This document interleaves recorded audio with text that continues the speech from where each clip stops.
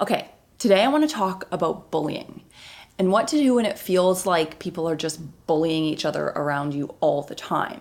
Because when we're in those situations, it can get really hard to tell what's okay and what's not okay. And I didn't even need to leave my house for this episode. I just wrote my boyfriend into talking about his experience of high school because he was in a school where people were bullying each other all the time.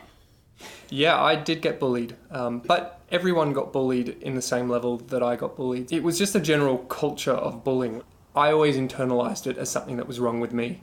I always saw myself as being the weak one and myself as having the problem. And there are still moments where I found myself partaking in the bullying and I still think back to them with real shame. And I also saw bullying carrying out and again didn't do anything because I didn't know what to do and I didn't want to be the focus of the bullying. And it wasn't necessarily physically intimidating, but we never really know how traumatizing it is. Okay, so Tom feels really bad that he was in this environment where people were bullying each other and he didn't do anything to stop it. And he was even a part of it sometimes. And it really makes sense that he would feel bad about that. Any of us would. But what's more important than feeling bad is knowing that we actually can do something differently.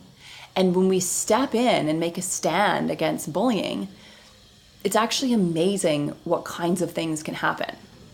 But a really interesting turning point for me was when I was away on a camp and I saw a teacher bullying one of the students. So this teacher was pretty much humiliating this kid in front of a group of 10 or 12 of us. And I actually stepped in and I said, this is not cool, He made a mistake, he said he's sorry, you should let this go.